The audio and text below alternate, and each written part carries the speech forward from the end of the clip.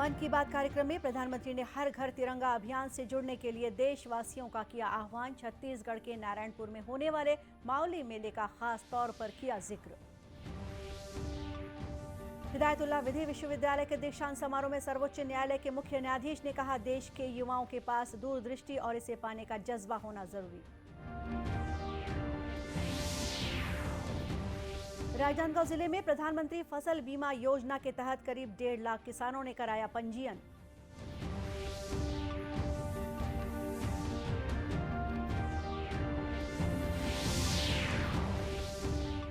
और केंद्र की राष्ट्रीय आजीविका मिशन से दुर्ग जिले की ग्रामीण महिलाओं को मिला स्वरोजगार। समूह के जरिए बना रही हैं गुलाब और तुलसी का अर्क।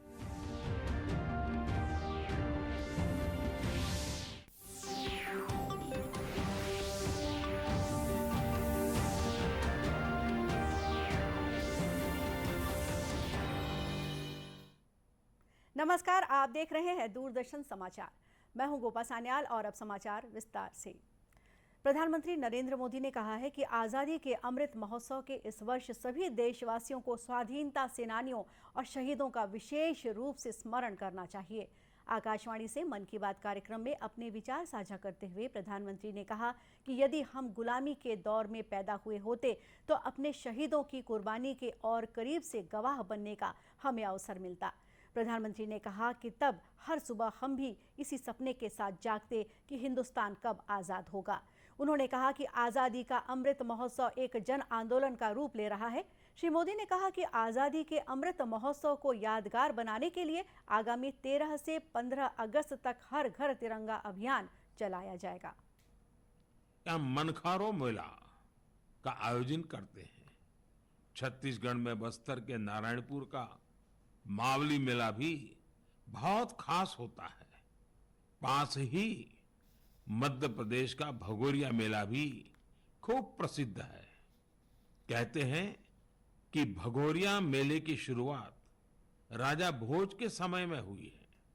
तब भील राजा कासूमरा और बालून ने अपनी अपनी राजधानी में पहली बार ये आयोजन किए थे।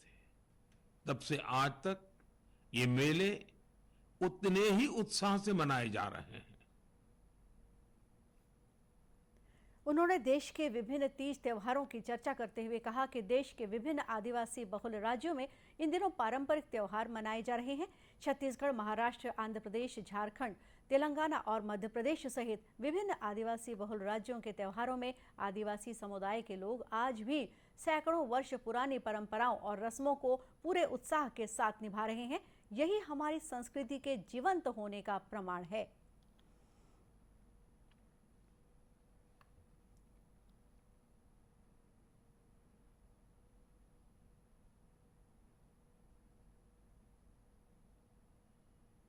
आजादी के अमृत महोत्सव के तहत 13 से 15 अगस्त तक एक स्पेशल मूवमेंट हर घर तिरंगा का आयोजन किया जा रहा है।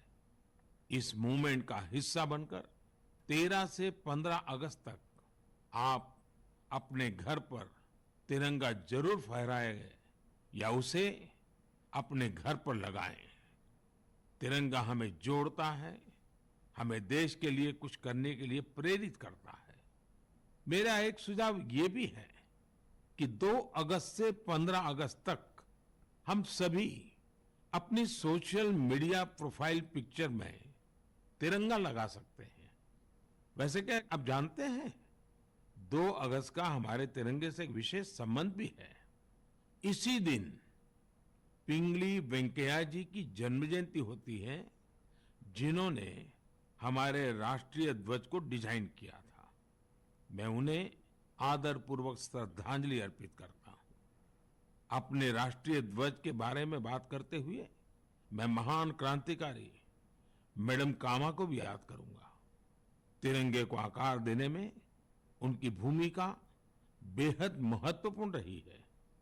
साथियों, आजादी के अमृत महोत्सव में हो रहे इन सारे आयोजनों का सबसे बड़ा संदेश यही है कि हम सभी देशवासी अपने कर्तव्य का पूरी निष्ठा से पालन करें। तभी हम उन अनगिनत स्वतंत्रता सेनानियों का सपना पूरा कर पाएंगे, उनके सपनों का भारत बना पाएंगे। प्रधानमंत्री ने आज शहीद उधम सिंह की पुण्यतिथि पर उन्हें श्रद्धांजलि अर्पित करते हुए कहा कि उनकी तरह अनेक स्वाधीनता सेनानियों ने भारत को आज़ादी दिलाने के लिए अपने प्राण न्यौछावर कर दिए।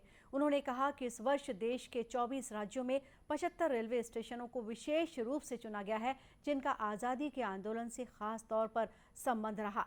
इन स्टेशनों पर अमृत महोत्सव के तहत विशेष कार्यक्रम आयोजित किए जा रहे हैं। सर्वोच्च न्यायालय के मुख्य न्यायाधीश न्यायमूर्ति NV रमणा ने कहा है कि देश के युवाओं के पास एक दूरदृष्टि होनी चाहिए और उसे पाने के लिए जोश और जज्बा भी होना चाहिए। आज रायपुर के हिदायतुल्लाह राष्ट्रीय विधि विश्वविद्यालय में दीक्षांत समारोह को संबोधित करते हुए मुख्य न्यायाधीश ने कहा कि युवा वर्ग देश के लिए अनमोल है और हमें युवाओं की प्रतिभा को सही दिशा में ले जाने की जरूरत है। Today marks an important day in your life and a significant milestone in your journey. It marks the culmination of a phase of learning. Now you are deemed ready as worthy citizens to contribute to the nation and the world at large. Let me also congratulate you on becoming part of an immensely challenging, intellectually stimulating and incredibly satisfying profession. I understand the pressure of graduating. The legal profession has not completely emerged out of old days. However, the importance of pedigree, family history and hereditary legal practice is slowly fading out. Youngsters who are first generation lawyers are shining and are reaching greater heights in the profession to their sheer hard work and commitment. मुख्य न्यायाधीश ने हिदायतुल्लाह विधि विश्वविद्यालय की प्रशंसा करते हुए कहा कि इसका नाम एक महान विधिवेत्ता के नाम पर रखा गया है, जिन्होंने अपना पूरा जीवन कानून की सेवा के लिए समर्पित कर दिया था। दीक्षांत समारोह में पदक प्राप्त करने वाली एक दिव्यांग छात्रा ने बताया कि उनसे कानून जैसे कठिन विषय की पढ़ाई के लिए भी ब्रेल लिपि की मदद ली। उन्होंने LLM की उपाधि सफलतापूर्वक पूरी की।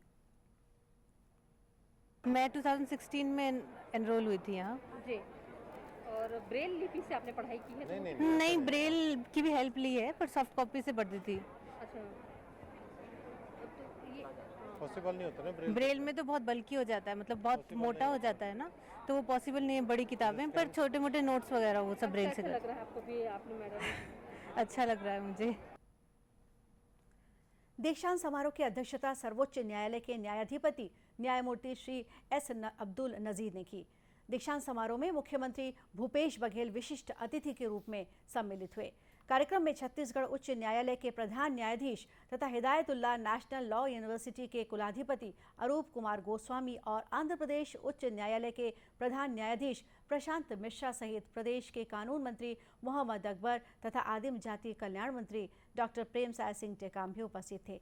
इस दीक्षांत समारोह में 23 विद्यार्थियों को स्वर्ण पदक से सम्मानित किया गया। वहीं 11 गोल्ड मेडल जीतने वाली पल्लवी मिश्रा इस वर्ष की टॉपर रही। आज़ादी के अमृत महोत्सव के उपलक्ष्य में प्रदेश कांग्रेस द्वारा आगामी 9 अगस्त से 75 किलोमीटर की पदयात्रा शुरू की जाएगी। इस संबंध में प्रदेश कांग्रेस की कार्यकारिणी की बैठक में विस्तार से चर्चा की गई। बैठक में पार्टी के प्रदेश प्रभारी PL पुनिया ने कहा कि प्रदेश के सभी विधानसभा क्षेत्रों को इस पदयात्रा से जोड़ा जाएगा। श्री पुनिया ने बताया कि इस पदयात्रा के दौरान कार्यक्रम के स्थानीय संयोजक और पार्टी पदाधिकारी गांव के दलित, आदिवासी या किसी अन्य कमजोर वर्ग के परिवार के घर में रुकेंगे। अगले दिन सुबह 6 बजे से उसी गांव में प्रभात फेरी निकाली जाएगी। इस दौरान सभी सदस्य गांधी टोपी पहनकर राम धुन के गायन में शामिल होंगे। पदयात्रा के दौरान स्थानीय पदाधिकारियों को लोगों से संवाद करना होगा और विभिन्न मुद्दों के प्रति उन्हें जागरूक करना होगा। कार्यकर्ताओं को संबोधित करते हुए मुख्यमंत्री श्री बघेल ने कहा कि इस पदयात्रा के दौरान पूरे प्रदेश को एक सूत्र में जोड़ने के लिए सभी कार्यकर्ताओं को विशेष रूप से जिम्मेदारियां दी जाएंगी। बैठक में प्रदेश कांग्रेस अध्यक्ष मोहन मरकाम सहित अन्य वरिष्ठ पदाधिकारियों ने भी अपने विचार व्यक्त किए।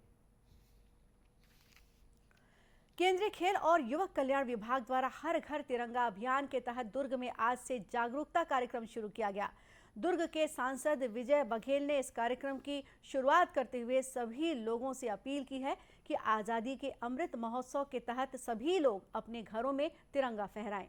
उन्होंने कहा कि प्रधानमंत्री नरेंद्र मोदी ने देशवासियों से इस संबंध में आज ही मन की बात कार्यक्रम में आह्वान किया है। इस मौके पर दुर्ग के सांसद ने लोगों से कहा कि दुर्ग संसदीय क्षेत्र के हर एक घर में इस अभियान के अंतर्गत तिरंगा फहराया जाएगा। साथ ही इस अभियान के महत्व से भी लोगों को परिचित कराया जाएगा। की सोच वाकई में नमन प्रणाम करने लायक है और उन्होंने जिस वर्ष को अमृत महोत्सव का रूप दिया 75 वर्ष के इस स्वतंत्रता दिवस के अवसर पर, उसको आत्मसात करते हुए घर घर तिरंगा लगाएं, भारत की आज़ादी को हम सब अक्षुण्ण रखें, अमर रखें।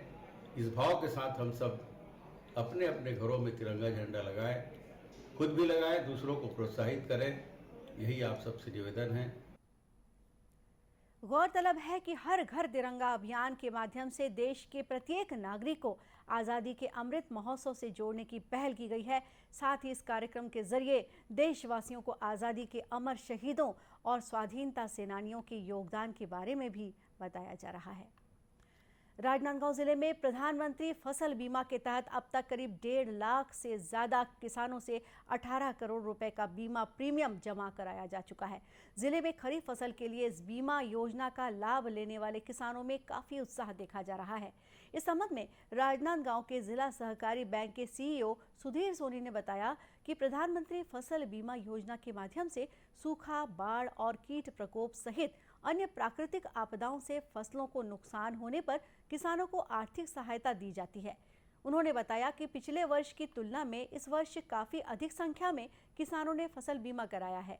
इस वर्ष बीमा के अंतर्गत फसल के रकबे में भी बढ़ोतरी हुई है। अंतर्गत खरीफ 2022 में जिला सहकारी केंद्रीय बैंक मर्यादित राजनांदगांव अंतर्गत 1,78,196 कृषकों ने ऋणी कृषकों ने एवं 24 अऋणी कृषकों ने कुल 1,78,220 किसानों ने बीमा करवाया है, जिसकी प्रीमियम राशि होती है 18 करोड़ 39 लाख। पूर्व वर्ष की भांति इस साल भी बीमा हुआ है, लेकिन चूंकि हमें बीमा प्रीमियम पूर्व वर्ष से 1 करोड़ अधिक प्राप्त हुआ है, इसलिए पूर्व वर्ष पिछले साल 1,77,490 किसानों का बीमा हुआ था, लेकिन अभी तक 1,78,220 किसानों का हो गया है और अंतिम आंकड़े आने पर यह 1,80,000 के आसपास पहुंच सकता है। श्री सोनी ने बताया कि आज फसल बीमा योजना के अंतिम दिन भी किसानों ने इस योजना का लाभ लेने में विशेष रुचि दिखाई। उन्होंने बताया कि किसानों ने अपनी फसल की सुरक्षा के लिए इस योजना को एक अच्छा विकल्प मानकर बड़ी संख्या में इसका लाभ उठाया है। केंद्र सरकार की राष्ट्रीय आजीविका मिशन योजना दुर्ग जिले की ग्रामीण महिलाओं के लिए वरदान साबित हो रही है। जिले के पतोरा ग्राम पंचायत की स्व सहायता समूह से जुड़ी महिलाओं ने इस योजना के माध्यम से अपने रोजगार का रास्ता चुना है। ये महिलाएं आर्थिक रूप से आत्मनिर्भर हो चुकी हैं। योजना का लाभ उठाने वाली कुछ महिलाओं ने बताया कि आजीविका मिशन से सहायता लेकर उन्होंने गुलाब और तुलसी का अर्क बनाने का कार्य शुरू किया है। इससे उन्हें अच्छी आमदनी हो रही है।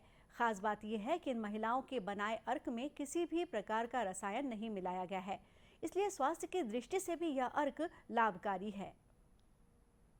काम करके बहुत अच्छा लग रहा है सर, क्योंकि कहीं ना कहीं हम लोग जैसे खाली बैठे हैं तो हमको एक रोजगार मिल रहा है, तो हमें अच्छा लग रहा है काम करके।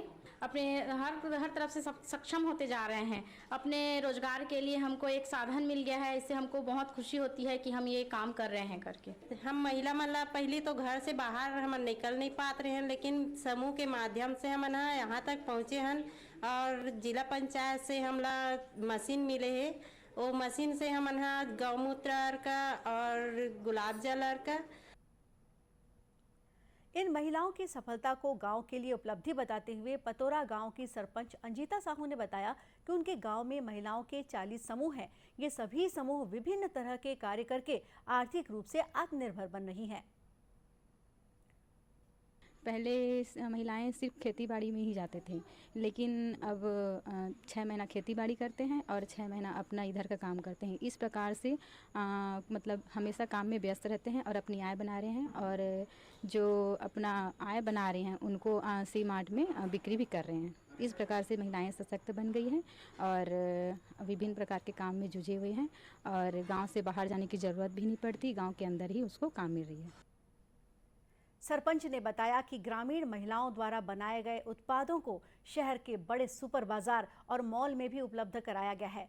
पतोरा की महिलाओं ने जो सफलता हासिल की है, उसे देखकर अब पड़ोसी गांव की महिलाएं भी आजीविका मिशन योजना का लाभ उठाने के लिए प्रेरित हो रही हैं। और इसी के साथ ये समाचार बुलेटिन ही समाप्त हुआ। नमस्कार।